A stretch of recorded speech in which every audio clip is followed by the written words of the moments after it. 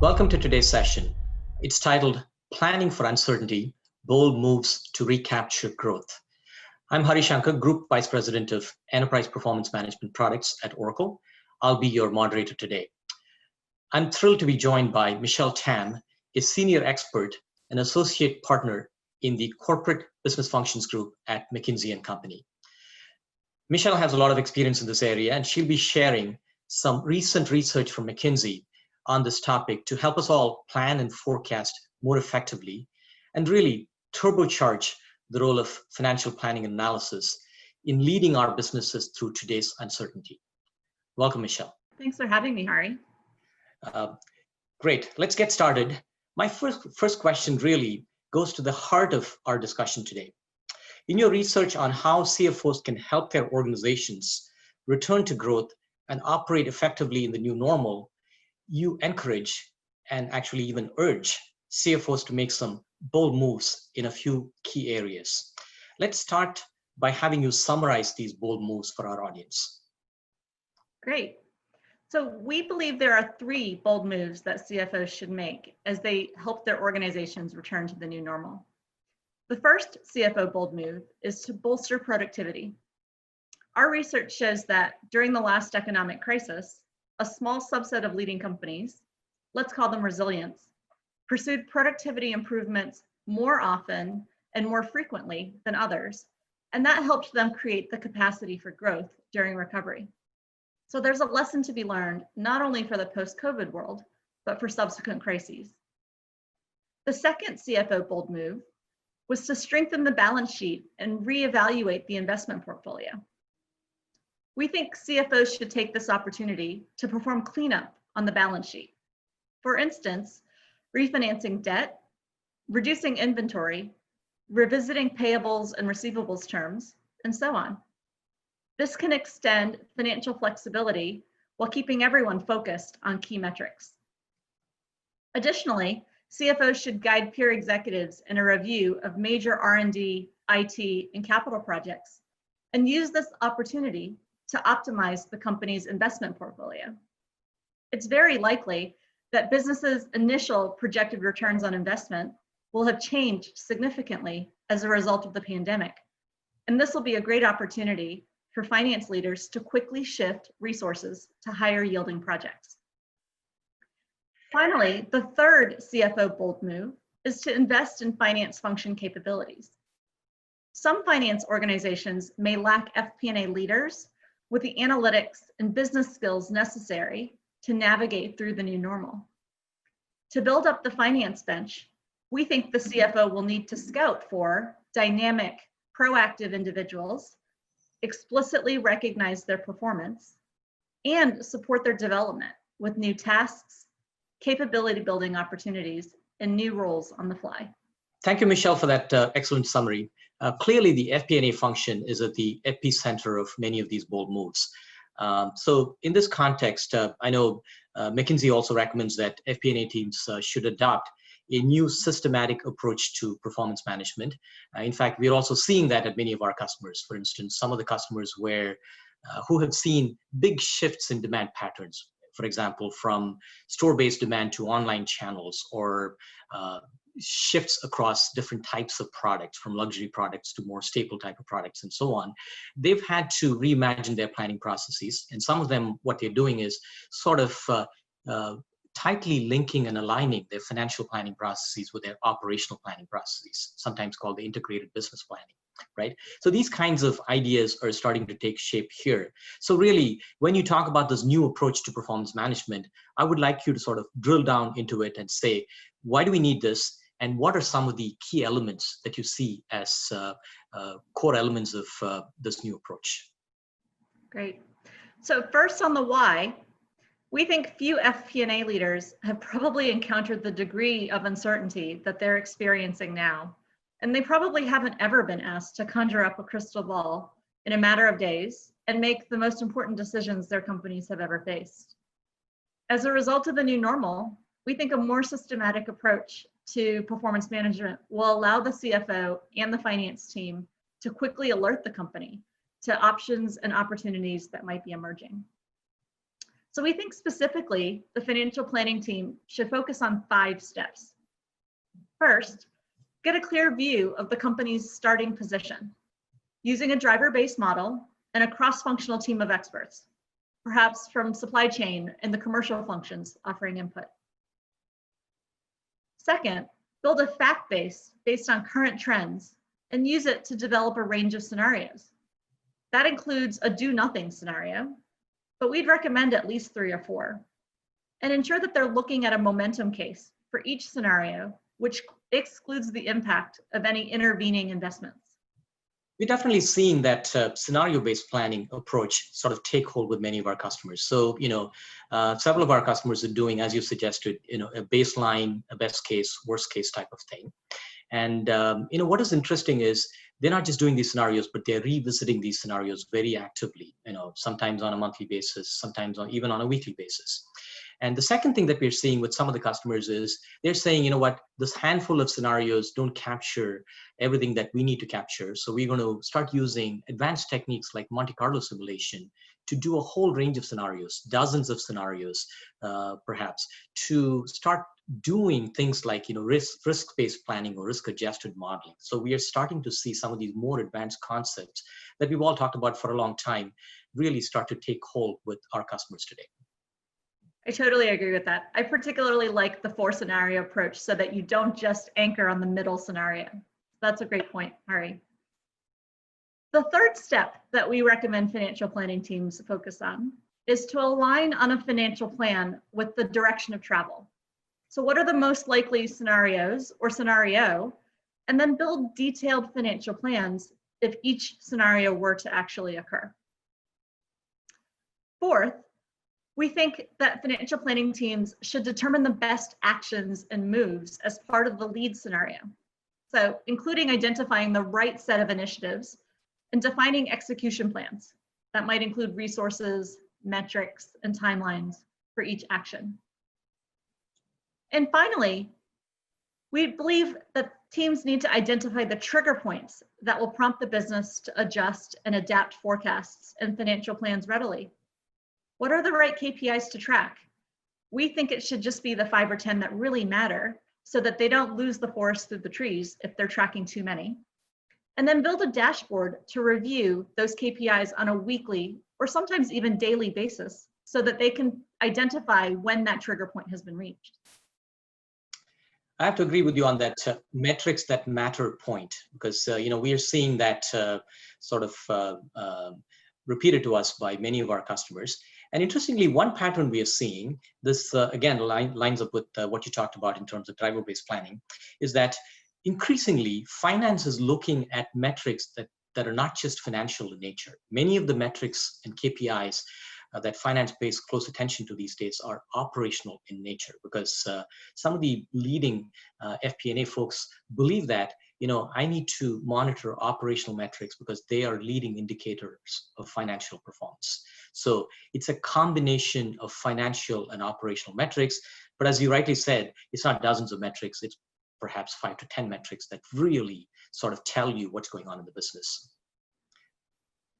Totally agree. Excellent.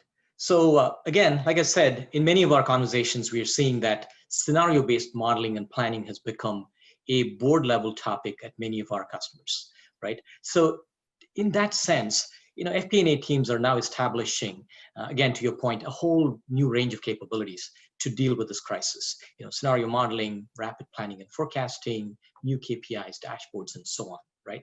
So, but one of the questions that we often get back from our customers is, okay, this is great. We're doing a lot of things to manage through the crisis. But once the crisis is done, we're all hoping it'll be done soon. What do we do in terms of operationalizing or institutionalizing some of these best practices on a go-forward basis? So which ones should we pick and institutionalize forever, right? So can you talk a little bit about which ones of these do you see as keepers? Great. We think that there's a variety of choices that companies can make in the new normal. None of these are right for every company, so it really is up to each organization to identify what's right for them. But we think in the new normal, companies could choose to perhaps permanently shift to shorter planning cycles, so a shorter time horizon for their forecasts and their planning. They could also increase emphasis on scenario planning of those underlying business drivers that we've already talked about. They could have more frequent reviews of KPIs to identify those trigger points that I mentioned. Or they could build more zero-based budgeting models to really improve their resource reallocation. On this point, McKinsey's research actually suggests that more than 2/3 of companies have improving cost management as a top priority, and more than half of companies are looking at changing their forecasting processes to improve resource reallocation, including looking at zero-based budgeting models. I'm pleased to hear you say that, because this is very well aligned with what we're seeing and hearing from our customers. There is definite uptick in the interest level and mind share around zero-based budgeting as a planning and forecasting methodology. For example, in a recent survey that we did with our customers, as many as 30% of the participants indicated that they're interested in looking into zero-based budgeting and perhaps adopting it going forward. So there's definite alignment with what we're seeing as well. That certainly resonates with my experience as well. Another point that we think that companies might choose to do is to really empower their FP&A teams to act as sentinels for recovery and resilience. Michele, empowering FP&A is a really important point. You'll hear more on this from Oracle's finance executive, Evgen Gunnar, later in the session. Oracle's FP&A team is really increasingly taking on a very important role, not only in advising our executives on operational decisions, but in many cases actually driving operational decisions. So empowering FP&A teams is a theme that we often hear. And in a later segment, George Rodriguez from McDonald's will also talk about how they're transforming their finance function, specifically FP&A capabilities, given this crisis. So I agree with you. Empowering FP&A is a really, really important point these days. One last capability that we see organizations thinking about in the new normal is to explore automation capability, which can really help free up time for the finance function to be much more strategic in terms of their strategic partnership and focus on value creation, as opposed to in the past, some of the more transactional or process-oriented tasks that they might have spent their time on. Let me get to the next question. The role of FP&A is really heightened during times of crisis like this. But some businesses are finding that just when they really need them, they lack the accelerated analytics and fact-based business insights that only FP&A teams can provide. So let's dig into this topic a little bit. So what are some of the areas that our customers should be investing in for really turbocharging the FP&A function, as we've mentioned many times in this discussion? We think there are several ways companies and FP&A organizations can begin to close that gap that you alluded to, Hari. In times of crisis, when the finance team is being pulled in many directions at one time, we think the FP&A function should strive to convene agile teams, maybe flow to the work pools of problem solvers to scare some of the scarce analytical and strategic resources and capabilities to the priorities and projects that really matter. When financial acumen is in short supply, the FP&A team should reach out to others within the finance function who have those relevant skills, and perhaps even to leaders in adjacent functions like operations and marketing, who may themselves have spent time in FP&A previously. And given the uncertain labor market, this may be a good time for companies to look outside to find FP&A leaders with the required expertise. There's no substitute, of course, for ongoing investment in FP&A capabilities. The companies that want to get it right should bump FP&A talent development up higher on the list of their organizational priorities. They should measure and monitor the function's progress in this regard to drive accountability. We believe an intentional approach to bolstering FP&A capabilities is the only real way to ensure that companies can generate the critical analyses and executive support that they need, both in good times and in bad. Makes excellent sense. I think I like your choice of words there. Intentional approach is very key there. So, I mean, let's take this further. You know, one of the ways to really turbocharge the FP&A function is to sort of explore the potential of automation. However, in a recent survey done by AICPA, 25% of respondents in that webcast poll cited the need to better understand the capabilities of technology, right? So there is a lack of understanding, or there is a desire to have a greater understanding here. So let's talk about this. So where do you see technologies such as, robotic process automation, artificial intelligence, or machine learning? I mean, these are all terms that we hear often these days, but how do you see them helping to turbocharge the role of FP&A? So, I would like you to really take this a level deeper and give our audience some specific and targeted areas and business processes within finance. Great. Our research suggests there's a high potential for automation technologies within finance, including RPA and machine learning across a number of areas. But within FP&A in particular, we believe 45 to 55% of tasks are either highly automatable or fully automatable. Specifically, we're starting to see more management reporting being generated by RPA, and leading organizations are going as far as to leverage machine learning and natural language generation to support reporting and, for example, sometimes variance drill down as an example, basic commentary, and some of the reporting narrative that was previously created by FP&A employees.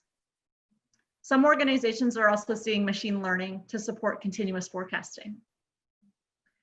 We believe these are important. These technologies free up FP&A time from some of the more routine activities so that they can focus on the much more value-added activities, such as analyzing the opportunities that are suggested by those reports. Really, the strategic thought partnership that comes from translating the output of those reports into action and driving performance management. I think we are very well aligned with what you just said on this topic. Let me expand on this a little bit and provide some perspectives from Oracle. We are seeing two themes as important enablers of FP&A going forward. I think the first one really is, as you said, automation of activities that are lower value added across the finance function, right? So again, this is substantiated. This is not just our opinion. It's just substantiated by what we hear from our customers. In a sponsored research that we did last year, over 80% of finance executives believe that most activities related to the financial close process will likely be automated within the next 5 years. So again, goes to what you said about automate what you can and focus on the high value add activities. That's the first theme. The second theme is really about how can we enable higher quality decisions using insights powered by AI and machine learning running across not only financial data, but a combination of financial and operational data. Okay. So the same study I mentioned from 2019 also indicates that 70% of businesses that are using AI and machine learning technologies believe that they have better insights on business performance. So these two themes, automation and driving insights on the business using AI and machine learning, these are very, very important investment themes for us here at Oracle. Okay, so thank you, Michele. I mean, this has been a great discussion. We talked about really a number of strategies that CFOs and their FP&A teams can adopt going forward. But all of us know that every crisis also presents an important opportunity for all of us, both as individuals and as businesses, to learn, improve, and really reinvent. So in closing, I would like you to offer one or two pieces of actionable advice for our audience today. Great. We really do believe that companies that aren't letting the crisis happen to them, but are instead actively looking at taking some of those bold moves that I described, will be best positioned to accelerate growth as we return to the new normal. While some of the moves may feel like short-term reactions to the crisis, in particular, I hope that companies will look at investing in FP&A capabilities, as I think that is one of the moves likely to have the longest sustained impact for organizations. While our time has been brief today, I'd love to continue the discussion for anyone whose finance functions may be interested in exploring this topic in greater depth. My email address and a link to the article that McKinsey published on this topic will be shared as a follow-up. Excellent. Thank you again, Michele, for all your insights and advice today. This has definitely been a very valuable discussion for all of us. Thank you. Thank you.